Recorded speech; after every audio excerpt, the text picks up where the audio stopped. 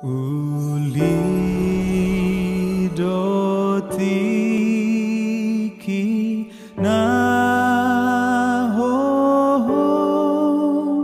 di joloni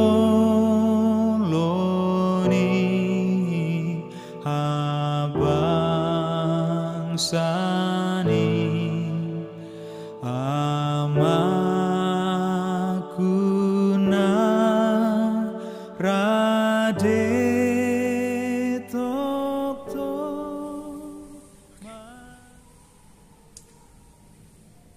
Selamat pagi, salam sejahtera buat kita semua, Bapak Ibu, saudara-saudari yang terkasih di dalam nama Yesus Kristus.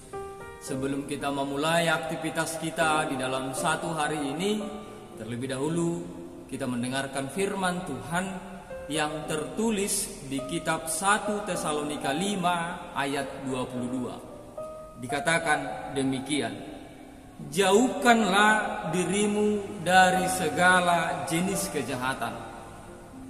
Jauhkanlah dirimu dari segala jenis kejahatan. Demikian firman Tuhan.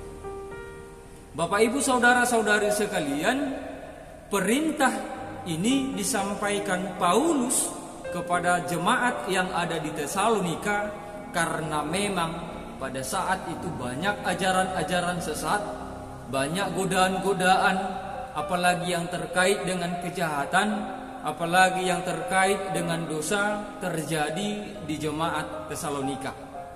Oleh sebab itu ini perintah buat mereka supaya mereka menjauhkan diri dari segala jenis kejahatan yang terjadi. Apa dasarnya kenapa kita harus menjauhkan diri daripada segala jenis kejahatan? Karena kita manusia adalah orang yang lemah, orang yang mudah terperangkap, orang yang mudah terbelenggu di dalam dosa. Oleh sebab itu supaya kita tidak masuk kepada dosa, kita tidak terbelenggu di dalam dosa, kita tidak ikut serta di dalam setiap kejahatan, maka kita jauhkan diri kita dari segala jenis kejahatan. Karena hal inilah yang akan membuat kita supaya tidak tertipu dengan ajaran-ajaran yang sesat yang akan datang menghampiri kita, dengan pengajaran-pengajaran yang akan membuat kita keliru di dalam kehidupan kita. Maka ketika kita menjauhkan diri dari segala kejahatan, dari segala jenis kejahatan, maka kita akan tetap berjalan di dalam iman kita, di dalam Kristus. Oleh sebab itu Bapak Ibu saudara-saudari sekalian, siapa yang melakukan kehendaknya, ia akan tahu apakah suatu ajaran itu berasal dari Allah.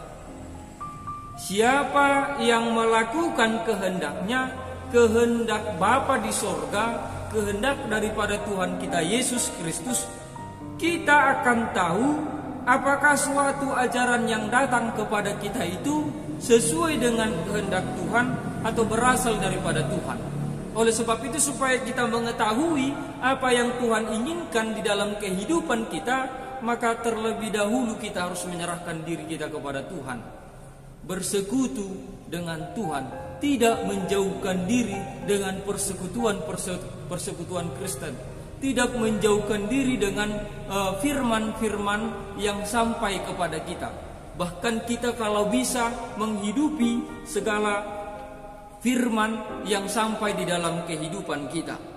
Oleh sebab itu Bapak Ibu saudara-saudari sekalian, apa yang ada di dalam hidup kita, perasaan bobrok, perbuatan jahat, janganlah kita memanjakan itu terjadi di dalam hati kita. Janganlah kita membiarkan itu terjadi di dalam kehidupan kita.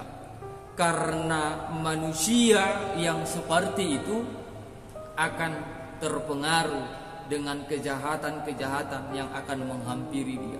Maka bijaksanalah di dalam Tuhan agar hati kita yang murni, hidup kita yang lurus, itulah yang kita condongkan di dalam kehidupan kita. Maka ketika itu sudah terjadi, kita akan semakin menerima dan akan semakin mencintai tentang kebenaran daripada firman Tuhan.